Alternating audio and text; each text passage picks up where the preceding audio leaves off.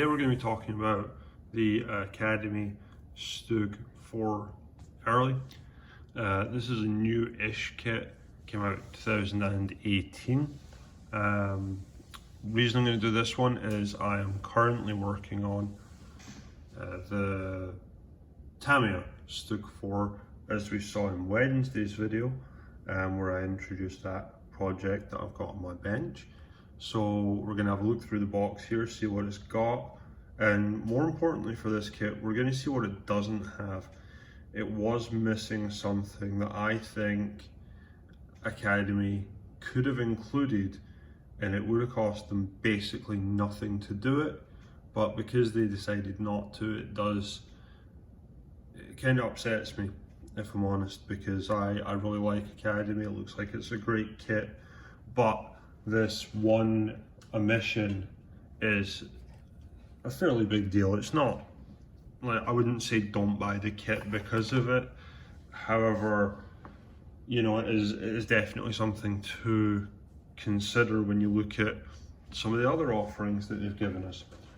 So the first frame that we have here is the lower hull parts. It is a three-piece type hull. There's a lot of molded detail on the bottom of the floor here, as well as on the outside where you're mounting up suspensions and stuff. There's a lot of rivet detail, and I mean everything plastic wise about this kit looks great.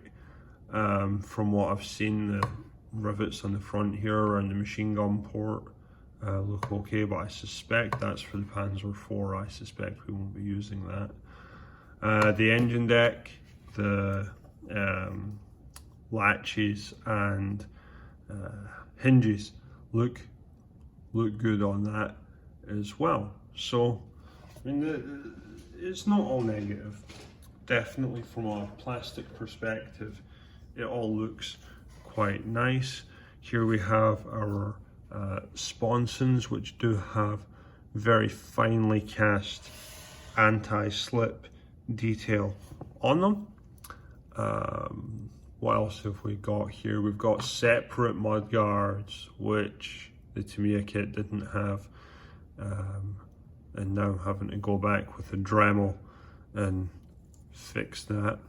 A couple of muzzle brakes down here, slide molded by the looks of it, so they're looking pretty nice. They're two-piece, so you will need to put the ring on the end there.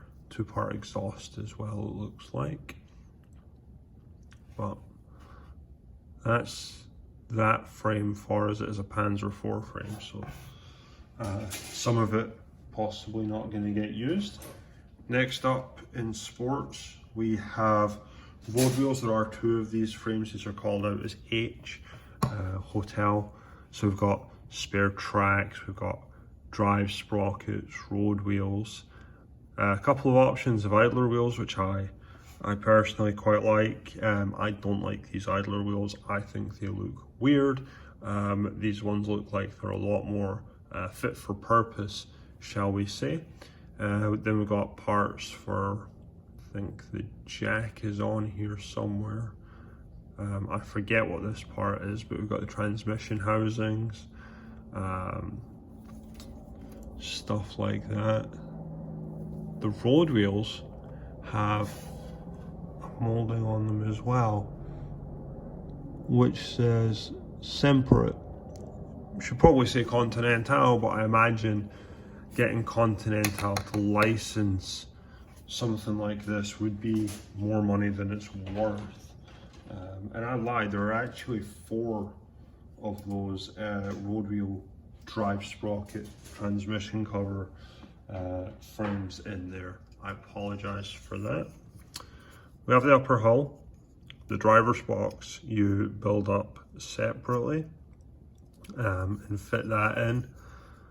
There's no option with this kit to use the concrete armor. It is all the steel type, so it's a steel plate that sits in front of the driver, as well as a thick steel plate that goes on here. That's a minor complaint, only because I like the concrete armor. I like the idea of using that. A personal preference. rather than a failure on Academy's part. Then we've got gun parts. There is a slight interior detail for the gun, as well as the guide rails or the hanging rails for the Schutzen, should you decide to use it. Based on the box art, I think that might be an option. Of course, one which I will be using, so I love the look of the Schutzen. Here's the driver's box with the vision blocks already inserted. They get a shroud on them, and it gets a hatch and a couple other nice little details there. And the last piece of plastic we have is Schutzen. It's the rear transmission, idler covers, things like that. There's 3 of them for some reason, but hey, I'm not going to complain. Extra plastic is always good. We've got tools down here. We've got a couple of different machine guns. We've got tracks for the front. We've got binoculars as well for the commander's cupola. Things of that nature. So there's plenty here in the way of detail, which is nice. It's got rubber band tracks, which have solid guide horns, which I think is correct for the Panzer IV. Not so much for the Tiger, but they look pretty good. I don't know if they're gluable. I will have a look in the instructions and see. This one is slightly bent, but as far as things go, it's not too bad. And then there's a piece of string for the tow rope as well. Decals are homebrewed Academy. They're not done by Cartograph or anything like that. We've got a few Balkenkreuz, a few different numbering options, as well as decals for the fire extinguisher. And one of the vehicles called out in the instructions is Elabeth, so we've got that decal as well. This is the thing that annoyed me. This is something that should be in this kit, but isn't.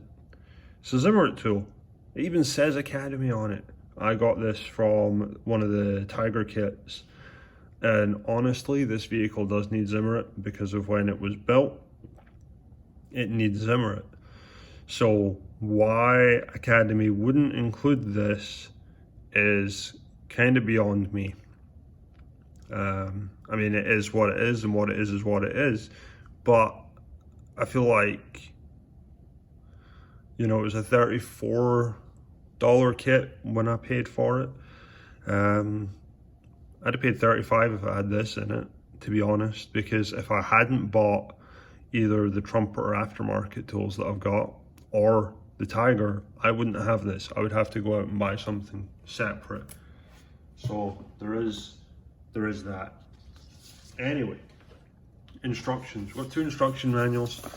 This is the first one, which is black and white. It shows us how to build up the lower hull.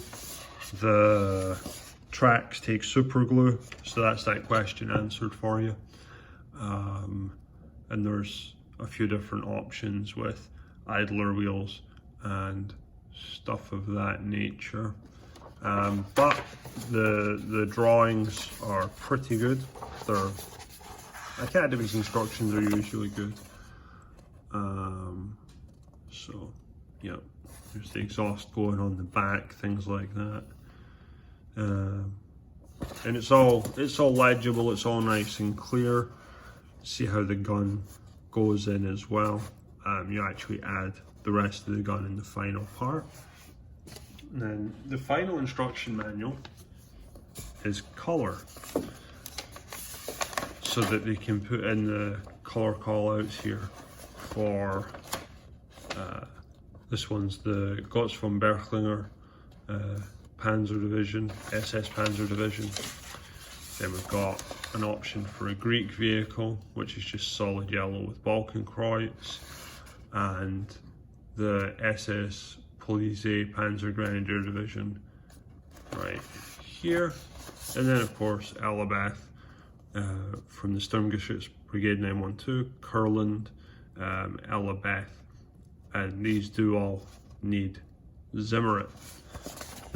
There are instructions for how to apply the zimmerit as well, so they knew, which is kind of why it irked me as much as it did, that they wouldn't include a zimmerit tool, because they do include instructions on where the zimmerit should go. You can see the option for the top of the assistant driver's position there.